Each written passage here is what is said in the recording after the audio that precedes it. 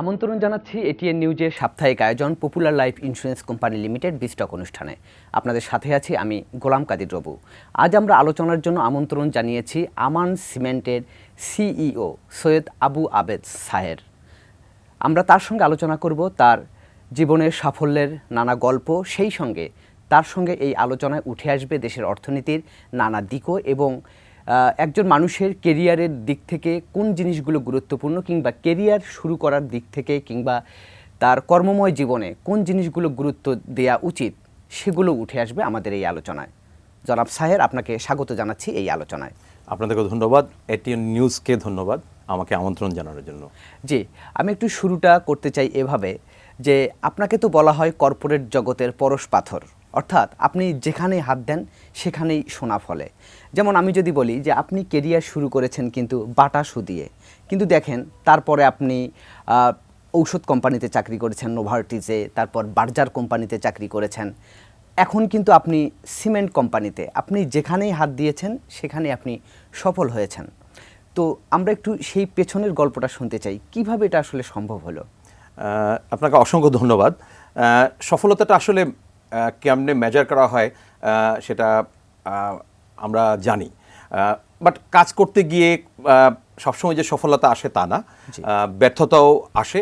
But আমাদের সবচেয়ে বড় গুরুত্বপূর্ণ হচ্ছে আপনি কোনো কাজে ফেলিওর হওয়ার পর এটা থেকে কি লেসন লার্ন করলেন, কি শিক্ষা গ্রহণ করলেন। তো আমার যেটা আপনি একটু আগে বললেন যে আমি যেই অর্গানাইজেশনগুলো কাজ করেছি, প্রথম হচ্ছে যে আমার অর্গানাইজেশনগুলো ফরচুনেটলি খুব ভালো ছিল।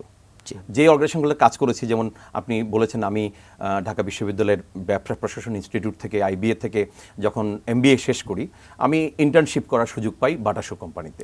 তো ওখানে আমি ট্রেনি মার্চেন্ডাইজার বা ব্র্যান্ড ম্যানেজার হিসেবে জয়েন করি। তো আমি একটা চমৎকার কাজের এনভায়রনমেন্ট পাই। তো আপনি বলেছেন সফলতার পিছনে আসলে একজন ব্যক্তি কোনো বিষয় না বা আমি কোনো বিষয় না, সেই যে প্রতিষ্ঠানে কাজ করেছি সেই প্রতিষ্ঠানের যে ওয়ার্ক কালচার, তার যে এনভায়রনমেন্ট, আর তার চেয়ে গুরুত্বপূর্ণ হচ্ছে একটা টিম। একক ব্যক্তি হিসেবে কেউ কখনো সফল হতে পারে না, এর পিছনে একটা বড় টিম কাজ করে। টিম বলতে আমরা কি মনে করি অধীনস্থ কর্মচারী, নো। টিম বলতে একটা পদের তার সুপিরিয়র, তার অধীনস্থ যে কর্মচারী, তার পাশে যে পিয়াররা থাকে, সব মিলে একটা টিম, প্লাস আউটসাইড কিন্তু স্টেক হোল্ডার্সরা থাকে। তো সবার সমন্বয়ে কিন্তু একটা টিম গঠন। তো আমাকে যদি আপনি বলেন যে সফলতা, ডেফিনেটলি এই দীর্ঘ পথ পরিক্রমায় সফলতা অবশ্যই এসেছে। এবং আমি যেহেতু অনেকগুলো পাবলিক লিমিটেড কোম্পানিতে কাজ করেছি, সফলতার এই মেজারমেন্টটা আপনি নাম্বার দিয়ে অ্যাটলিস্ট সেই প্রতিষ্ঠানগুলার আপনি অ্যানুয়াল রিপোর্ট দেখলেও পর্যালোচনা করা যাবে। তো আমি মনে করি যে একটা টিম কাজ করেছে, এবং আমি ফরচুনেট দ্যাট যে আমাকে আমার যারা এমপ্লয়ার ছিলেন আমাকে যথাসময়ে ওনারা যথাযথভাবে মোটিভেট করেছেন। হ্যাঁ, সেই কারণে হয়তো আমি কাজ করতে পেরেছি। আমার যারা সুপিরিয়র ছিলেন আমাকে হয়তো তৈরি করার ক্ষেত্রে, আমার ট্রেনিং ডেভেলপমেন্টের ক্ষেত্রে, যখন যেটা ট্রেনিং ডেভেলপমেন্ট এটা না যে ক্লাসরুমের ভেতরে ট্রেনিং হচ্ছে, অন দ্য জব ট্রেনিং হয়। আমি কাজে যখন বাংলাদেশের বিভিন্ন প্রত্যন্ত অঞ্চলে, যেহেতু সেলস মার্কেটিংয়ে আমি বেশিরভাগ কাজ করেছি, ভ্রমণ করেছি, ভ্রমণ করার সময় অর্গানাইজেশন যে প্রতিষ্ঠানে কাজ করেছি তার বাইরের অনেকের কাছ থেকে আমি শিখেছি। যেমন আমরা অনেকে কম্পিটিশনকে মনে করি শত্রু, কিন্তু আমার জীবনে যদি বলেন এই দীর্ঘ পথ পরিক্রমায় আমার কম্পিটিশনের অনেক স্ট্র্যাটেজি থেকেও কিন্তু আমি শিক্ষা গ্রহণ করেছি, যে তার একটা কাউন্টার স্ট্র্যাটেজি তৈরি করার জন্য, আমি তার স্ট্র্যাটেজিটাকে চ্যালেঞ্জ করার জন্য তার কাছ থেকে আমার শিখতে হয়েছে। আমি যদি তার স্ট্র্যাটেজি না বুঝি বা কি স্ট্র্যাটেজি হতে পারে 3 মাস 6 মাস পরে, আমি একটা কম্পিটিশন কোম্পানিতে কাজ করছি, আমি যে কম্পিটিটিভ ওয়ার্ল্ডে আমার কম্পিটিটর এই মুহূর্তে কি কাজ করছে, এটা কিন্তু ইন্টারনেট যুগে সবাই আমরা ভিজিবল। কিন্তু যেটা সবচেয়ে কঠিন বিষয়, এরা 3 মাস 6 মাস পরে কি স্ট্র্যাটেজি নিতে পারে, এটাকেও কিন্তু একটা অনুধাবন করতে হয়। এবং যত অ্যাকুরেটলি আপনি এটাকে ফোরসি করতে পারবেন, আমার মনে হয় আপনি প্রতিষ্ঠানের সেই স্ট্র্যাটেজি, আপনি যদি স্ট্র্যাটেজিক পজিশনে হয়ে থাকেন, আপনার ফিল্ড প্ল্যানগুলা, হ্যাঁ, আপনি কিন্তু ওইভাবে সাজাতে পারবেন। না, কিন্তু একটা বিষয় যেটা হচ্ছে আমরা দেখি যারা সফল ব্যক্তি কিংবা যারা একটা প্রতিষ্ঠানের সর্বোচ্চ পর্যায়ে যায়, তারা দেখা যাচ্ছে যে একটা সেক্টর নিয়েই তারা দীর্ঘদিন কাজ করে একটা পর্যায়ে চলে যায়। কিন্তু আপনার জীবনে আমরা দেখেছি আপনি বাটা সু দিয়ে শুরু করেছেন, তারপর কিন্তু ভিন্ন ভিন্ন ট্রাকে কাজ করেছেন, তারপরে কিন্তু আপনি চলে গিয়েছেন ওষুধ কোম্পানিতে, তারপর চলে গিয়েছেন রঙের কোম্পানিতে, তারপর আপনি চলে এসেছেন সিমেন্টের কোম্পানিতে। তো এই যে আপনি মাল্টি সেক্টরে কাজ করে সফল হয়েছেন, তো এই যে মাল্টি সেক্টরে যখন আপনি কাজ করবেন তখন আসলে এগুলো সমন্বয় করাটা কঠিন হয় কিনা? যেমন একটা বিষয় এক্সপার্ট হওয়া একরকম কথা, কিন্তু কয়েকটা সেক্টরের এক্সপার্ট হওয়া আর এক কথা। তো এই জায়গার সমন্বয়টা আপনি কিভাবে করেছেন? চমৎকার একটা প্রশ্ন করেছেন, আপনার অবজারভেশনটা খুবই চমৎকার। অ্যাকচুয়ালি আমি গত 2 দশকের বেশি পরিমাণ সময় ভিন্ন ভিন্ন সেক্টরে কাজ করেছি। আমার ফুটওয়্যারে কাজ করেছি, আপনি বলেছেন আমি global one of the top multinational company, pharmaceuticals company নোভার্টিসের মতো প্রতিষ্ঠানে দীর্ঘ সময় জুড়ে কাজ করেছি। তারপরে আমি বার্জার পেইন্টসের আমি ডেকোরেটিভ পেইন্টসের হেড অফ সেলস ছিলাম, তাও প্রায় 4 বছর। এবং তারপরে আমি হাইডেলবার্গ সিমেন্টের মতো একটা গ্লোবাল সিমেন্ট কোম্পানিতে 8 বছর ডাইরেক্টর সেলস মার্কেটিং হিসেবে কাজ করেছি। তো আমি যে প্রতিষ্ঠানগুলো কাজ করেছি মোটামুটি একটু বেশি সময় ধরে কাজ করেছি। আসলে হয় কি, আপনি মাল্টি সেক্টরিয়াল এক্সপিরিয়েন্স একটা বড় একজন প্রফেশনাল হিসেবে এটা অত্যন্ত গুরুত্বপূর্ণ বিষয়। আপনি কিভাবে একটা footwear to pharmaceuticals to paint to cement, all of that, most of the products are technical. আপনি ভালো করেছেন যে আমি যখন নোভার্টিসে কাজ করি, আমি ডাক্তার অনেক আমার টিমে ছিলেন, আমার সহকর্মী ছিলেন, এখনও আছেন, বিভিন্ন ভিন্ন জায়গায় আছেন, ওনাদের সাথে ইন্টারাক্ট করতে হয়েছে। এবং অনেকটা আমি বলবো ডাক্তার সহকর্মীদের সাথে কাজ করে আমি অনেকটা ডাক্তার হয়ে গেছিলাম। বিভিন্ন ধরনের মেডিকেল সেমিনার, সিম্পোজিয়াতে অ্যাটেন্ড করে বা বিভিন্ন ধরনের ইন্টারনাল লঞ্চ মিটিংয়ের পার্টনার হয়ে অনেক প্রোডাক্ট নলেজ নিয়েছিলাম। পরবর্তীতে একটা দীর্ঘ সময় কাজ করার পরে আমি সুইচ করে আরেক প্রতিষ্ঠানে গিয়েছি। নিশ্চয়ই আমার একটা সবসময় কি থাকে, যারা আমরা চাকরি করি, পরবর্তী একটা পদের জন্য একটা স্বপ্ন থাকে। আমার যে একটা গোল ছিল, সেই গোল অ্যাচিভমেন্টের জন্য, বাট আমি খুব অল্প সময় কাজ করে করে সুইচ করা কোনো প্রফেশনাল না। আমি একটা সাবস্টেন্সিয়াল টাইম ফ্রেমের ভিতরে আমি কাজ করেছি, কন্ট্রিবিউট করার চেষ্টা করেছি, সাকসেস আনার চেষ্টা করেছি। তারপরে হয়তো আমার পরবর্তী যে ড্রিম, আমার ক্যারিয়ার ড্রিম, সেটা ফুলফিল করার জন্য হয়তো আমাকে সুইচ করতে হয়েছে। বাট আমি বলবো যে এটা সমন্বয় করাটা একটু কঠিন। বাট আমি যেহেতু সেলস মার্কেটিংয়ে মোস্টলি কাজ করেছি, চ্যালেঞ্জ প্রত্যেকটা প্রতিষ্ঠানেই ছিল। আমি চেষ্টা করেছি যে এন্ড অফ দ্য ডে একই দেশে কাজ করেছি। আমি ধরেন একসাথে রাজশাহী যে এয়ারপোর্ট আছে ল্যান্ড করেছি। আমি যখন বাটায় চাকরি করি তখন রাজশাহী এয়ারপোর্টে ল্যান্ড করেছি, তখন জুতার কোম্পানির একজন এমপ্লয়ি হিসেবে। পরবর্তী ফার্মাসিউটিক্যালস কোম্পানিতে যখন গিয়েছি তখন একটা ফার্মাসিউটিক্যাল, কিন্তু জায়গাগুলো তো একই। বাংলাদেশের যে ভৌগোলিক অবস্থান, আমি দেখবেন সেই সেম মার্কেটে আমি কাজ করেছি। এই যে আপনি বিভিন্ন সেক্টরে কাজ করলেন বা কাজ করছেন এখনো বিভিন্ন মাল্টিন্যাশনাল সেক্টরে, তো এখন বাংলাদেশে আসলে সেগুলোর সম্ভাবনাটা কেমন? আপনি কি দেখলেন? আমাদের মার্কেটটা কেমন, বা এটার আরও অপরচুনিটি আছে কিনা, বা কোন জায়গাগুলোতে এই সেক্টরের কাজে লাগানো যায়? অত্যন্ত গুরুত্বপূর্ণ প্রশ্ন করেছেন। যেহেতু বাংলাদেশ, মানে আপনি যা পর্যবেক্ষণ করেছেন সেই আলোকে। যে আমার পর্যবেক্ষণটা হচ্ছে যে আপনি সঠিকভাবে প্রশ্নটা করেছেন, যে আমি যে বিভিন্ন সেক্টরে কাজ করেছি, বাংলাদেশের এই সেক্টরগুলোর ভবিষ্যৎ কেমন সেটা বলছেন। যেহেতু দেশের অর্থনীতি, আমরা যেহেতু ব্যবসার প্রতিষ্ঠান, দেশের অর্থনীতি, ম্যাক্রো ইকোনমিক সিচুয়েশন, এই প্রত্যেকটা একটার সাথে কোরিলেটেড। দেশের অর্থনীতি দেখেন হাঁটি হাঁটি পা করে বিভিন্ন চ্যালেঞ্জের সম্মুখীন হচ্ছে, কিন্তু এগিয়ে যাচ্ছে। তো যখন দেশের অর্থনীতি এগিয়ে যাবে, ব্যবসার প্রতিষ্ঠানগুলো অর্থনীতির সাথে অঙ্গাঙ্গিভাবে জড়িত। বিভিন্ন ধরনের ব্যবসার প্রতিষ্ঠান, আমি মনে করি যে বাংলাদেশের ব্যবসার ক্ষেত্রে গত 20-25 বছর শুধু আমরা রেডিমেড গার্মেন্টসের কথা বলি, এর বাইরে যে অনেক ইন্ডাস্ট্রি, আমার ইন্টারনাল কনজামশন যে পরিমাণে বেড়েছে। আগে আপনি দেখলেন মশলা আমরা কিভাবে গ্রামে, যখন আমার মা রান্না করতেন বা আপনার আম্মা রান্না করতেন, আমাদের বাজার থেকে হলুদ নিয়ে আসতাম, হলুদ গুঁড়া আনতাম না, হলুদ নিয়ে আসতাম, মরিচ নিয়ে আসতাম। এখন আপনি বাজারে গিয়ে, ইভেন গ্রামের বাজারে গিয়ে কি পান, যে আপনি হলুদ, মানে গুঁড়া মরিচের গুঁড়া মশলা আপনি পাচ্ছেন। তো আপনার এই যে এতে করে একটা কনজিউমার পুল বেড়ে যাচ্ছে, কনজাম্পশন বেড়ে যাচ্ছে। হ্যাঁ, সো দেশের অর্থনীতির সাথে এগুলো। তো আমি মনে করি বাংলাদেশের যে শুধু আমি যে 4টা সেক্টরে কাজ করেছি তা না, বাংলাদেশের প্রতিটা সেক্টরেই অনেক দূর এগিয়ে যাচ্ছে, এবং আমি মনে করি অনেক দূর এগিয়ে যাবে। জি স্যার ভাই, আমরা এই ব্যাপারে আপনার আরও কথা শুনবো, তবে তার আগে নিচ্ছি ছোট্ট একটি বিরতি। দর্শক, আপনারা দেখছেন popular life insurance company limited বিস্টক। এবার নিচ্ছি ছোট্ট একটি বিরতি, আমাদের সঙ্গেই থাকুন।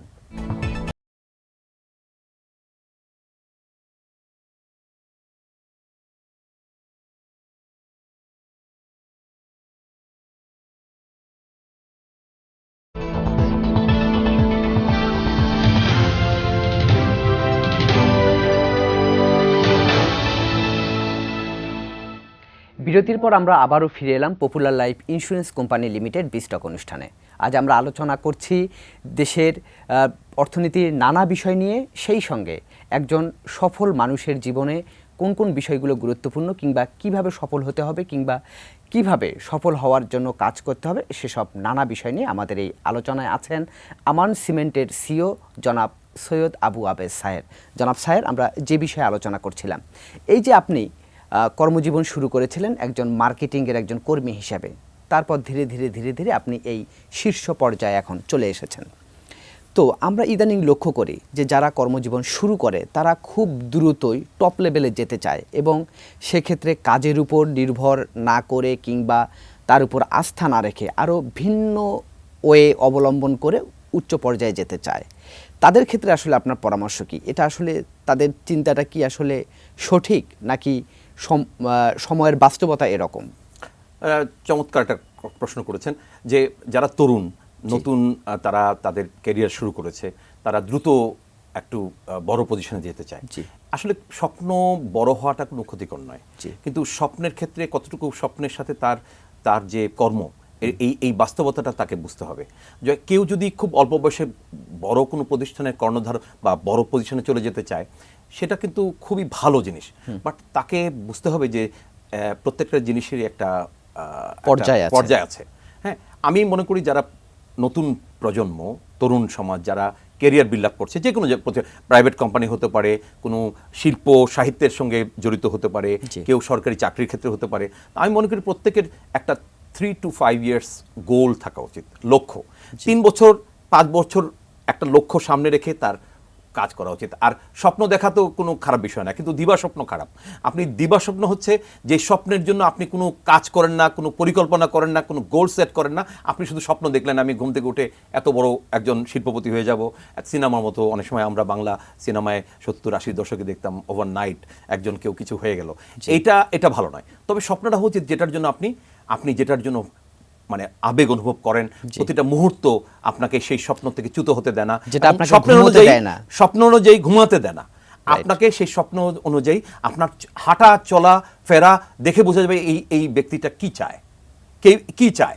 আমাদের বঙ্গবন্ধুর কথা, আমাদের এই 1000 বছরের শ্রেষ্ঠ মানব, শ্রেষ্ঠ বাঙালি বঙ্গবন্ধু শেখ মুজিবুর রহমান, উনি টুঙ্গিপাড়ার মতো একটা জায়গা থেকে এসেছিলেন। হ্যাঁ, কি ওনার বাবা খুব বড় ধরনের কোনো অফিসার ছিলেন না, গ্রাম থেকে আসা একজন সাধারণ মানুষ, কিন্তু ওনার স্বপ্ন কি ছোট ছিল? উনি স্বপ্ন দেখেছেন মানুষকে নিয়ে, এই দেশকে নিয়ে। তো দেখেন, এটা উদাহরণ আমাদের মনে হয় বাঙালিদের জন্য আর কোনো স্বপ্নের উদাহরণের প্রয়োজন নেই। তো আমি মনে করি প্রত্যেকটা যারা ব্যবসায়িক প্রতিষ্ঠানে আছেন, প্রত্যেকটা মানুষ স্বপ্ন দেখা উচিত, কিন্তু স্বপ্ন অনুযায়ী আপনি কাজ করলেন না। স্বপ্নটা দেখলেন, কিন্তু আপনার যে জীবন ধারণটা স্বপ্নের সাথে সঙ্গতিপূর্ণ হলো না, তাহলে আপনি স্বপ্নের লক্ষ্যে পৌঁছতে পারবেন না। তো আমরা প্রত্যেকটা মানুষ তার স্বপ্ন দেখাটা জরুরি, স্বপ্ন থেকে চ্যুত হওয়া উচিত না। এই যে আপনি বলছেন যে বড় স্বপ্ন দেখতে হবে, সেই অনুপাতে কাজ করতে হবে। তো আপনার মতো যারা ইয়াং যারা টপ পজিশনে গিয়েছেন, বা আর যে সমস্ত ইয়াংরা এই টপ লেভেলে যেতে চায়, তাহলে তারা কি কাজটা করবে? স্বপ্ন তো দেখবেই, এই স্বপ্ন বাস্তবায়নের জন্য তারা কি করবে? এটা খুব প্রাসঙ্গিক একটা বিষয়। আমি যারা তরুণ সমাজ আছে এদের সাথে আমি যখন আমার কর্মস্থলে এদের সাথে আমার ইন্টারেক্ট হয়, আমি ওদেরকে একটা কথা বলি যে দেখো, তোমরা যখন জীবন শুরু করবে, কেরিয়ার শুরু করবে, যারা 45, 50, 55-তে পৌঁছে গেছে, তারা কি করবে? 9টা থেকে অফিস শুরু হয়, সকাল 5টা পর্যন্ত অফিস। তারা 5টার সময় বাড়ির পথ দাঁড়াবে, তার হয়তো বা সন্তান অপেক্ষা করছে, তার স্ত্রী অপেক্ষা করছে, তার নাতিনাতকর অপেক্ষা করছে। তুমি একজন তরুণ, তুমি কেন 5টার সময় উসখুস করবে বাইরে চলে যাওয়ার? তুমি সময় কাটাও, তোমার স্বপ্ন মাত্র শুরু, তোমার স্বপ্নের লক্ষ্যে তুমি পৌঁছো নাই। তখন তুমি কি করবে? তুমি বের হয়ে তোমার 2-4টা কলিগকে নিয়ে একটু কফির জায়গায় বসবে, রাস্তার পাশে লাল চা খাবে, এদের সাথে ইন্টারাক্ট করবে, এদের সাথে কথা বলে সিনিয়র একজন কলিগকে নিয়ে বাইরে বের হবে, তার কাছ থেকে অনেক প্রতিষ্ঠানের ব্যাপার জানবে, কিভাবে উপরে উঠা যায়। এটা কেউ অফিসের ভিতরে এই গল্পগুলো করবে না। তুমি যদি অফিসের বাইরে এদেরকে নিয়ে একটা সিঙ্গারা, একটা চপ, একটা চায়ের এই টেবিলে আলোচনা করো অনেক জিনিস। আমরা আমাদের ক্যারিয়ারের শুরুতে কিন্তু এইরকম তাড়াতাড়ি বাসায় চলে যেতাম না, আমরা অনেকক্ষণ পর্যন্ত বাইরে থাকতাম, ব্যাচেলার ছিলাম, বাইরে কেউ ওরকম বাসায় কেউ বসেও থাকতো না তাড়াতাড়ি আসার জন্য। তো এই সময়টা কাজে লাগাতাম। কিন্তু সিনিয়ররা কি করে, যখন আমরা জুনিয়র ছিলাম, সিনিয়ররা অনেক ধরনের, আমাকে পছন্দ যদি করে কাউকে, তাকে টিপস দেয়, উপদেশ দেয় যে ভাই আপনি এভাবে কাজ করেন, তাহলে আপনি প্রতিষ্ঠানে উপরে যেতে পারবেন। আমরা মনে করি যে আমাদের মা বাবা আমাদেরকে শিক্ষা প্রতিষ্ঠানে পাঠায় একটা বড় কিছু হওয়ার জন্য, একটা স্বপ্ন নিয়ে বড় হওয়ার জন্য। তো মা বাবার একটা স্বপ্ন থাকবেই, তার চেয়ে বড় স্বপ্ন আপনার স্বপ্নটা কি সেটা আপনাকে বুঝতে হবে। আপনার স্বপ্ন আরেকজন কেউ বাস্তবায়িত করে দিবে না, এবং এই স্বপ্ন বাস্তবায়িত করার জন্য যা করার দরকার আমি পজিটিভ অর্থে বলছি যে আপনার বেশি দৌড়ানো হলে আপনি বেশি দৌড়াবেন। যদি মনে হয় যে না রাত 8টা পর্যন্ত কাজ করব, আমি রাত 8টা পর্যন্ত কাজ করব। মার্কেটে গিয়ে যদি আরো একটু বেশি কাজ করতে হয়, কাস্টমারের সাথে আরো সম্পর্ক ভালো প্রতিষ্ঠা করতে হবে। সো আর্লি ক্যারিয়ারে আমরা কম কম কাজ করে কমফোর্ট জোনে থেকে আপনি কখনো বড় কিছু হতে পারবেন না। জি, এই যে আপনি বললেন যেটি, কিন্তু আমরা তো খেয়াল করি যে যারা টপ লেভেলে যায় কিংবা যারা এরকম মার্কেটিং কিংবা কর্পোরেট জগতে যারা আছেন, তাদের জীবনটা তো মানে খুব স্ট্রাগলের ভিতর দিয়ে যায় এবং অনেক কাজ করার কথা আপনি নিজেও বললেন। তার মানে কি, অনেকে বলে যে এটা একটা যান্ত্রিক জীবন। তো এই যান্ত্রিক জীবনের সঙ্গে আসলে পারিবারিক লাইফটা আপনারা কিভাবে সমন্বয় করেন? এটা চমৎকার, কারণ ব্যবসার কোটি কোটি টাকার হিসাব আপনার মাথার মধ্যে, কোটি কোটি হিসাব থাকবে। আমি মনে করি যে একটা ব্যক্তি জীবন এবং তার পেশা জীবন এই দুটোই গুরুত্বপূর্ণ। জি, হ্যাঁ, এবং যেই ব্যক্তিটা এই যে ওয়ার্ক অ্যান্ড লাইফ এই দুটাকে সমন্বয় না করতে পারে, ব্যালেন্স না করতে পারে, সে কিন্তু আসলে, আপনি হয়তো দেখছেন তাকে ব্যবসায়িক ক্ষেত্রে বা কেরিয়ারের ক্ষেত্রে সফলতা হচ্ছে, তার যদি ব্যক্তিগত জীবন পারিবারিক জীবন যদি শান্তিপূর্ণ না হয়, তাহলে আমি বলবো এটা একটা সম্পূর্ণ ব্যর্থতা। তো আমি মনে করি এত ব্যস্ততার ভিতরেও সময় বের করা সম্ভব। আমি আমার ব্যক্তিগত উদাহরণগুলো এই জন্য দিব, আমি কিন্তু গত 6-7 বছর আমার যখন কেরিয়ারের আমি মিড স্টেজে আসছি, আমি কিন্তু সময় বের করে ফেলি। কিছু কাজ আপনি টিমকে যদি তৈরি করেন, আপনি যদি একটা প্রতিষ্ঠানে কাজ করছেন, আপনার টিমকে যদি আপনি দক্ষ করে তুলতে পারেন, তাহলে আপনি কিন্তু টিমের উপর কিছু দায়িত্ব দিয়ে আপনি কিন্তু কিছু আপনার সময় বের করে নিতে পারেন। হ্যাঁ, আমি গত 6-7 বছর জঙ্গলে চলে যাই, আমি ওয়াইল্ড লাইফ ফটোগ্রাফি হয়তো বা আমি হাতে নিয়েছি, ক্যামেরা হাতে নিয়েছি, বড় লেন্স হাতে নিয়ে জঙ্গলে চলে যাচ্ছি। হ্যাঁ, সো এটা আমাকে শান্তি দেয়। আমরা যদি ধর্মের কাজগুলা করি, আপনি 5 ওয়াক্ত নামাজ পড়বেন, এটার জন্য কোনোদিন আপনার কাজের কোনো ব্যাঘাত ঘটবে না। হ্যাঁ, তো আপনার প্যাশনের জায়গাগুলো আপনি কতটুকু, এই যে বললাম একটু আগে, আপনি যদি পরিকল্পনা মাফিক চলেন তাহলে সব কিছু করা সম্ভব। হ্যাঁ, এবং ওয়ার্ক লাইফ ব্যালেন্স করা আমি মনে করি যে একজন যে কোনো পেশার মানুষের জন্য খুব গুরুত্বপূর্ণ। শুধু আমি কাজের সময় দিলাম, আমি আমার একটা বন্ধুকে সময় দিলাম না, আমি আমার পরিবারের মেম্বারদেরকে সময় দিলাম না, একটা ভালো গান শুনলাম না, একটা গান, হ্যাঁ, আপনি এই এনার্জি পাবেন তো আপনি কেন? যেমন যেসব প্রফেশনাল প্রতিষ্ঠান, যারা গ্লোবাল প্রতিষ্ঠানগুলা, পৃথিবীর নামকরা প্রতিষ্ঠানকে লক্ষ্য করবেন, তারা কিন্তু ছুটি দেয়। তারা চিন্তা করে একজন এমপ্লয়ি সে যখন একটা লম্বা ছুটিতে যাবে ফ্যামিলির সঙ্গে, সে কিন্তু আরো ভালো করে একটা প্রতিষ্ঠানের যে লক্ষ্য সেগুলো পূরণ করবে। তা আমরা মনে করি শুধু কাজ কাজ কাজ, শুধু কাজ করে একটা মানুষ কিন্তু যন্ত্র নয়। একসময় দেখবেন সে মনোটোনাসে, সে কাজের তার পারফরমেন্স আস্তে আস্তে ডিটোরেট করবে বা আস্তে অবনতি হবে। তো আমি মনে করি প্রত্যেকটা মানুষের উচিত তার পেশাকে মূল্য দেওয়া উচিত, অ্যাট দ্য সেম টাইম কিছু সময় চুরি করে নেবে। আমরা যারা আমি ভালো ভালো প্রতিষ্ঠানে পড়াশোনা করেছি স্টুডেন্ট লাইফে, আমি দেখেছি যে যারা বাংলাদেশের সেরা ছাত্র, এরাও কিন্তু আড্ডা মারে, এরাও কিন্তু গিয়ে ক্লাসের ফাঁকি মেরে অন্য ডিপার্টমেন্টে গিয়ে আড্ডা মারছে। তো আমি মনে করি এই ওভারঅল বিষয়গুলো একজন ব্যক্তির উপর নির্ভর করে। আপনি যদি সারাদিন কাজ করতে চান, সারা রাত কাজ করতে পারেন। আবার আপনি যদি মনে করেন না, আমি কাজকে প্রাধান্য দিব, আমি কিছু সময় বের করে নেব নিজের জন্য, পরিবারের জন্য, বন্ধু বান্ধবের জন্য, সেটাও সম্ভব। জি জনাব স্যার, আমরা আলোচনার একেবারে শেষ পর্যায়ে চলে এসেছি। আপনাকে অসংখ্য ধন্যবাদ আমাদেরকে সময় দেওয়ার জন্য। আপনাকেও ধন্যবাদ আমাকে আমন্ত্রণ জানানোর জন্য, এবং আমি এটিএন নিউজের দর্শকদেরকে ধন্যবাদ জানাচ্ছি আমাদের এই আলোচনাগুলো শোনার জন্য। জি দর্শক, এই ছিল আজকের popular life insurance company limited বিস্টক। আগামীতে আবারও দেখা হবে অন্য কোনো বিষয় নিয়ে। সে পর্যন্ত ভালো থাকুন, সুস্থ থাকুন, এটিএন নিউজের সঙ্গেই থাকুন।